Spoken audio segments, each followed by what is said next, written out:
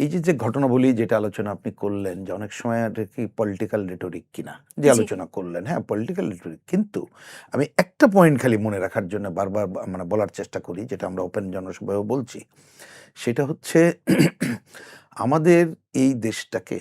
বিরাজনীতিকরণের যে ধারা, অন 11-এর যে ধারা মনে রাখা দরকার, সেই গোষ্ঠী এখনো নিশ্চিহ্ন হয়ে গেছে আমরা তা মনে করি না। এটা মনে রাখতে হবে। তারা এইখানে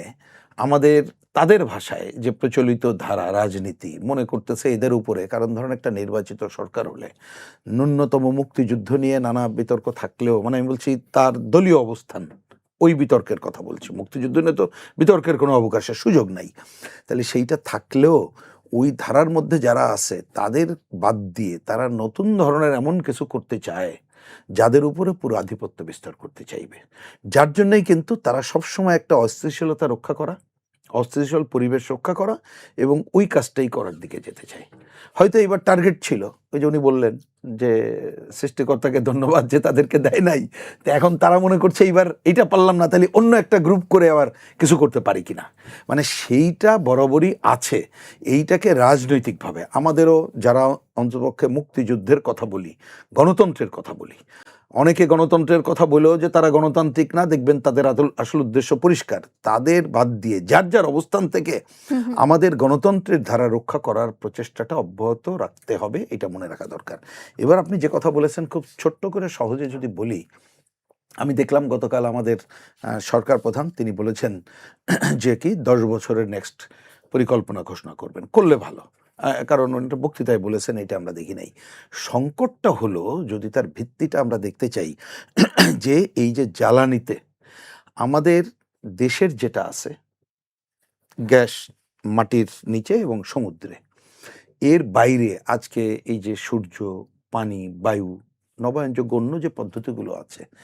সেইটাকে ব্যবহার বাদ দিয়ে আমরা আমদানি নির্ভর জ্বালানির দিকে চলে গেলাম। এটাই হচ্ছে প্রধান সংকট। এখন এর থেকে তো কাল পরশু পুরোটা বেরিয়ে আসতে পারবো না, কিন্তু ওই ধরনের একটা দৃষ্টিভঙ্গি পোষণ করে আগাতে হবে। তার মধ্যে ধরেন বাপেক্স, এটা আমরাও বলি, দীর্ঘদিন বলেও আসছি যে সারা বিশ্বের অভিজ্ঞতায় বাপেক্স একটা বড় ধরনের কাজ করতে পারে। কিন্তু আপনি বিগত দিনে খেয়াল করলে দেখবেন যে আমরা রাষ্ট্রীয়ত খাতে যদি 6,000 কোটি টাকা বাজেট রেখে থাকি, আমরা আমদানি নির্ভর খাতে প্রায় 60,000 কোটি টাকা বাজেট করে দিয়েছি। এমনকি এই যে আমরা গ্যাস অন্যান্য যেটা করি, আমাদের ওইখানে কিন্তু গ্যাস উন্নয়ন তহবিল নামে আছে, যে আপনি আমি যে বিল দেই সেইটার যে কয়েক হাজার কোটি টাকা, সেইটা দিয়ে এই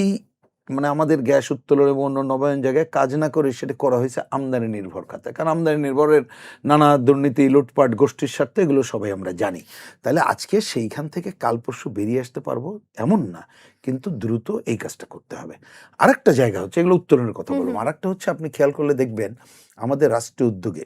যে জায়গাগুলো আমরা উত্তোলন ঘটাই এবং অনেক বহুজাতিক কোম্পানিগুলো যেটা করে, মেশিনারিজগুলো চেঞ্জ না করার কারণে এবং তার যথাযথভাবে উত্তোলন না করার কারণে ওইখানে কিন্তু আমাদের ঘাটতি জায়গাগুলো আছে। Presenting Walton Crystal Series. Switch to premium. Switch to Crystal. দুর্নীতি, লুটপাট জায়গাগুলো আছে, তাহলে সেইটাকে আমাদেরকে উত্তরণ ঘটানোর কাজটা করতে হবে বলে আমি মনে করি। এবং সেক্ষেত্রে আমার বক্তব্য হচ্ছে আমাদের জ্বালানি এবং অন্য যারা আছেন দেশীয় বিশেষজ্ঞদের নিয়ে কথা বলবেন এবং এক্ষেত্রে তাদের পরিষ্কার পরিকল্পনা সেইটা করবেন, নাকি আবার ওই জ্বালানি আমদানি নির্ভরতার দিকে যাবে। আমি আশা করি যে সরকার সেই জায়গা থেকে ফিরে আসবে এবং তারা আমাদের বিশেষজ্ঞদের সাথে কথা বলে দেশ যে আমরা ভুল পথে যে জায়গায় চলে গেছিলাম সেই জায়গা থেকে, ওইটাকে আমরা খুব ছোট্ট করে বলতাম যে ভুল নীতি আর দুর্নীতি, যার কারণে এই সংকটগুলো ঘটতেছে, তা সেই ভুল নীতির পরিত্রাণ ঘটাবে এবং দুর্নীতি যাতে একেবারেই না ঘটে সেই প্রচেষ্টা তারা গ্রহণ করবে, সেটি আমার প্রত্যাশা। প্রথম কথা, হ্যাঁ যে কেউ তো প্রার্থী হওয়ার সুযোগ আছে, হইতেই পারে, সেটা নিয়ে আমি কোনো কোশ্চেন করব না, কিন্তু ওই যে যারা একজন মুক্তিযোদ্ধা, তাকে কি বলবো আমি জানি না, নিশ্চয়ই সিনিয়র লোক, আমি সম্মানও করি, সেটা নিয়ে আমার কোনো কোশ্চেন নাই। এইটা যে তারা দিল, যে আপনি বললেন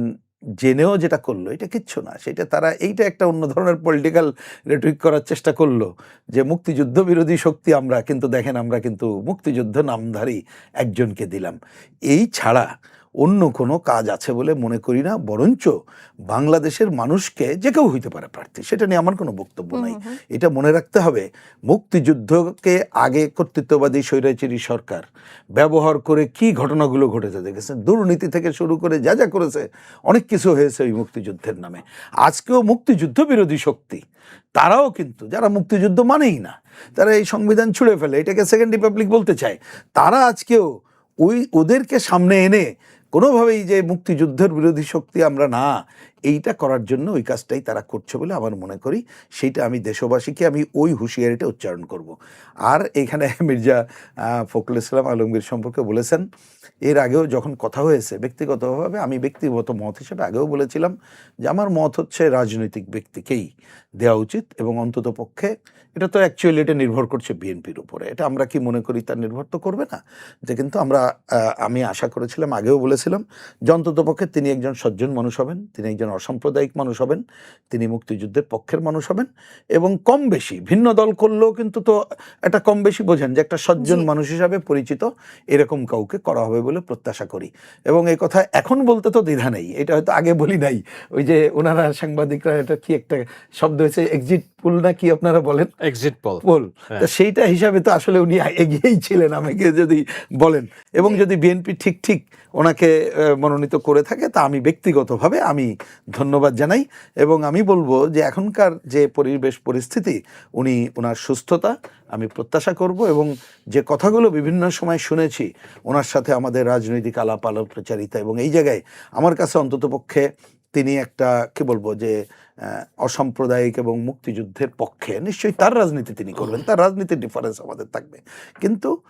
এই ধরনের একটা ইতিবাচক ধারা আমাদের রাষ্ট্রের প্রধান হিসাবে তিনি নির্বাচিত হওয়ার মধ্য দিয়ে পালন করবেন, এটা একান্ত ব্যক্তিগত আমার প্রত্যাশা।